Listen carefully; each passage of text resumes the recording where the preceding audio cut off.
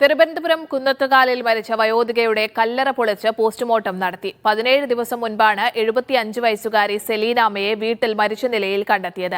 ശരീരത്തിൽ കണ്ട മുറിവുകളും സെലീനാമ്മയുടെ ശരീരത്തിലെ സ്വർണ്ണാഭരണങ്ങൾ മോഷണം പോയതുമാണ് സംശയങ്ങൾക്ക് കാരണമായത്.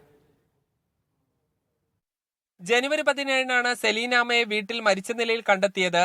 ആദ്യം സ്വാഭാവിക മരണമെന്നാണ് കരുതിയത്. മൃതദേഹം കുളിപ്പിച്ച സ്ത്രീകൾ ശരീരത്തിൽ മുറിവുകളും ചതവുകളും ഉണ്ടെന്ന് ബന്ധുക്കളോട് പറഞ്ഞു. സെലീനാമ്മ ഉപയോഗിച്ചിരുന്ന സ്വർണ്ണാഭരണങ്ങൾ മോഷണം പോയതും സംശയം വർദ്ധിപ്പിക്കുന്നു. മകൻ രാജൻ സ്വർണം പണയം വെക്കാൻ പോയപ്പോഴാണ് സ്വർണ്ണമാലയ്ക്ക് പകരം മുക്കുപണ്ടം വെച്ചത് കുടുംബം അറിയുന്നത്. നമ്മൾ കൊണ്ടുപോകുമ്പോൾ ഉണ്ടായിരുന്നത് 2 കമ്മല്, 2 ഈർച്ചീന്, ഒരു വളയാണ് ഉണ്ടായിരുന്നത്.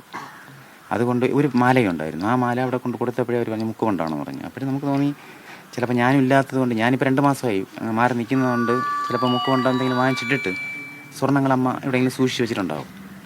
ഇതെല്ലാം കഴിഞ്ഞ ശേഷം നോക്കിയപ്പോഴാണ് പിന്നെയാണ് ബന്ധുക്കൾ പറയുന്നത് അവർക്കും സംശയങ്ങളുണ്ട്. സെലീനാമ്മയുടെ മകൻ രാജൻ നൽകിയ പരാതിയിൽ പാറശാല പോലീസ് അസ്വാഭാവിക മരണത്തിന് കേസെടുത്തു. കല്ലറ പൊളിക്കാൻ തഹസിൽദാർ ഉത്തരവിട്ടു. കുടുംബത്തിന്റെ സാന്നിധ്യത്തിൽ രാവിലെ 11 മണിയോടെ കല്ലറ പൊളിച്ച് മൃതദേഹം പുറത്തെടുത്തു.